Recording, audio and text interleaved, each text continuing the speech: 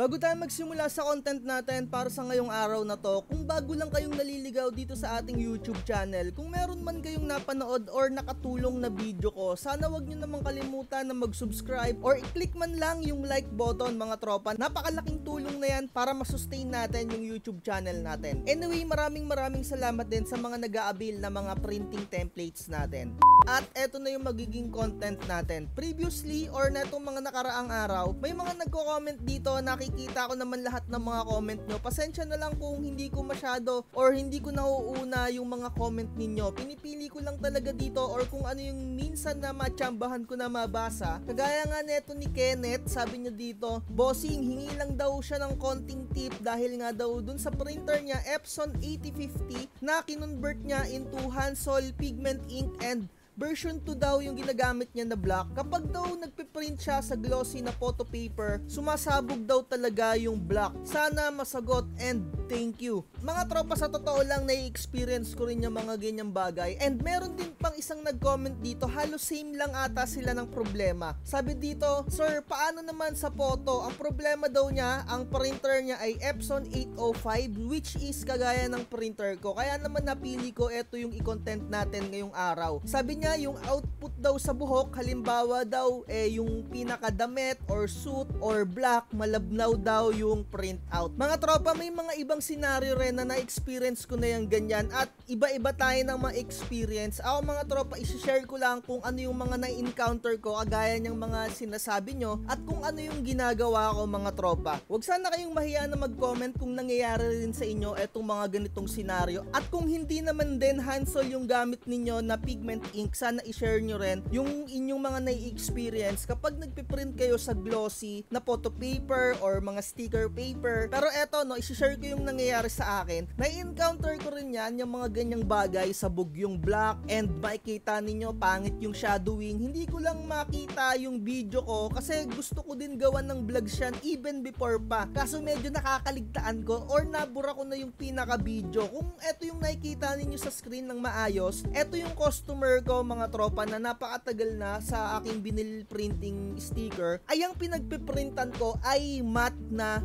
iTech yan mga tropa. Hindi lang masyado malinaw pala yung pagkakakuha ko kasi nung nakaraang matagal na yan parang halos 4 months na rin ata yung video ko na yan. Hindi ko pala naayos yung pagkakakuha ko or pagkaka-capture ko, hindi siya nakafocus. Pero kung makikita nyo yan sa personal, sabog talaga yung shadowing niya na black and minsan yung sa eyebrow, ganyan yung nangyayari. Usually alam ko ganyan yung nangyayari kasi may mga nagbi-message din sa akin sa mga eyebrow, sa mga buhok, lalong-lalo na kapag may mga guhit-guhit, hindi maganda yung absorption ng papel. Sa experience ko no, nangyayari yan kapag ka yung vinyl sticker ninyo ay matagal ng stock or kapag ka bumili kayo kung saan nyo man lang nabili yan, maaaring yung pinaka-vinyl sticker nyo ay matagal ng stock yan. Ibig ko sabihin, matagal na yan nakalagay doon sa pinagbilihan ninyo or walang bumibili or ang nangyari, binili ninyo yan tapos hindi nyo siya kagad ginamit. Kaya nire-recommend ko sa inyo, wag kayong mag-i-stock ng maraming vinyl sticker kasi habang tumatagal, pumapangit yung coating yan, sumisingaw mga tropa.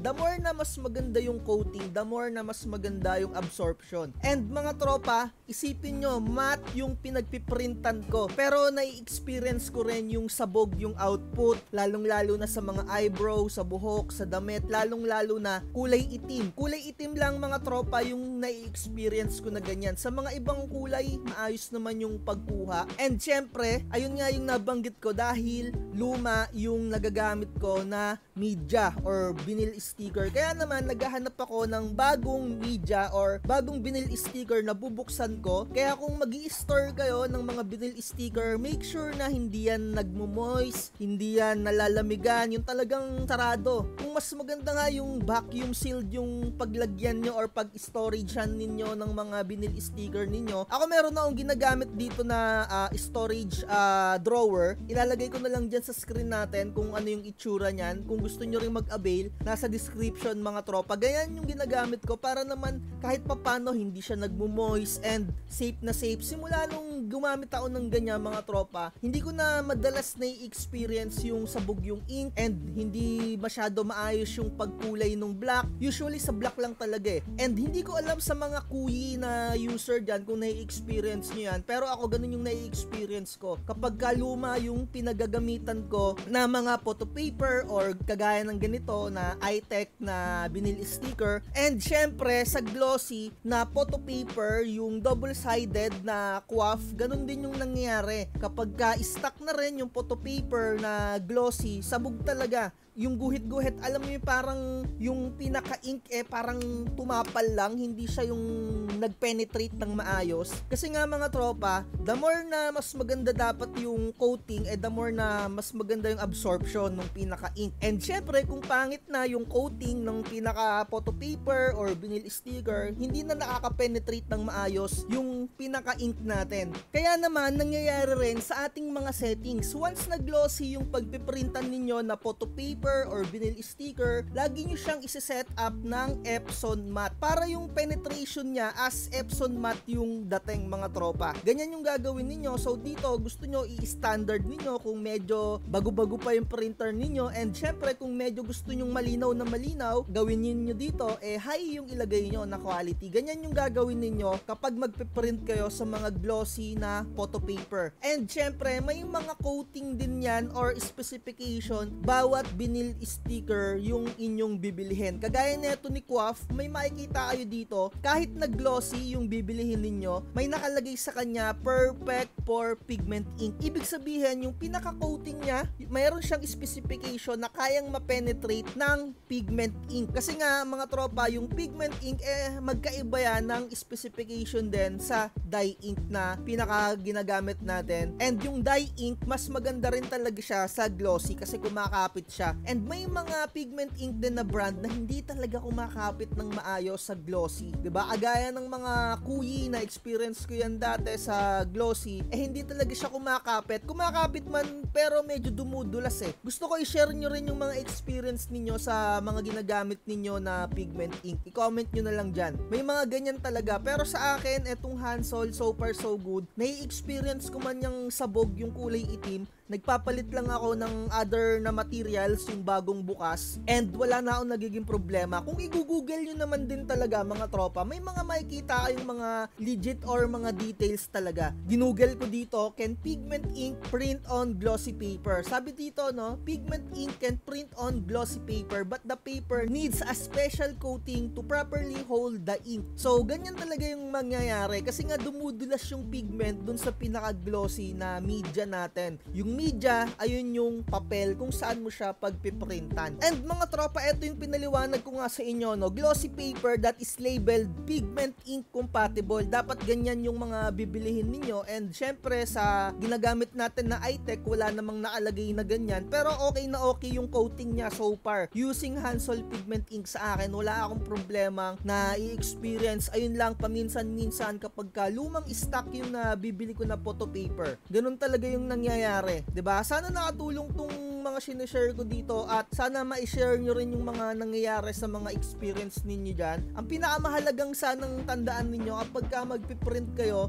ang gawin ninyo dito paper type Epson matte. 'Di ba? Sa mga nagpiprint or may mga printer na naka-pigment ink, lagi ninyo tong gagamitin Epson matte kapag magpiprint kayo para hindi nyo masyado ma-encounter yung ganung problema or yung scenario na yon. Pero again, time to time, as times goes by mga tropa, may mga mabibili rin talaga kayo, pangit yung absorption ng pinaka-media. And syempre, wala na kayong ibang magagawa doon kundi itabi ninyo or else antayin nyo na magkaroon kayo ng customer na yung pinaka-kanyang design wala masyadong black. Kasi halos sa black lang talaga yung nagkaka-problema eh. And ayun lang talaga yun mga tropa, magpalit lang kayo ng other or bagong bukas na media or photo paper or photo sticker. 'Di ba? Mawawala na yung ganung experience, yung sabog. And syempre kung nagbukas ulit kayo tapos ganun pa rin, make sure mga tropa sa inyong nozzle check, kailangan kumpleto din yung inyong nozzle check. May mga ganyang senaryo din, mamaya hindi naman pala kumpleto yung inyong nozzle check. And syempre, kapag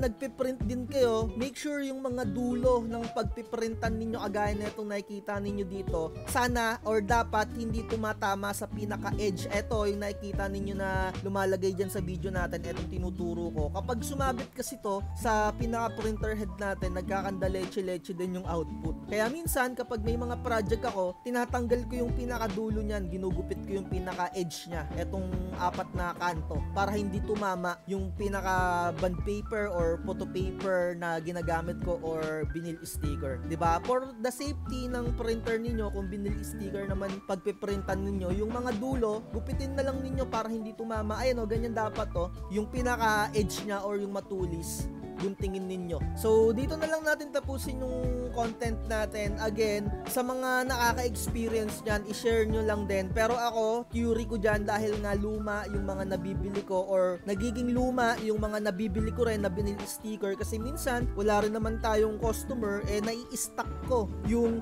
aking vinyl sticker, kaya sumasabog and pumapangit din yung coating ng ating mga vinyl, diba? So, like, share, and subscribe. Message lang kayo kung gusto nyo mag-avail ng mga templates natin. Lagi ko sinasabi, huwag magpapauto. Bye-bye! Huwag kang magpapauto, mag-isip ka sa pilian. Sa laro ng buhay, dama ang tampuhan. Di lahat ng nagpa-hype, siguradong totoo, sarili lang.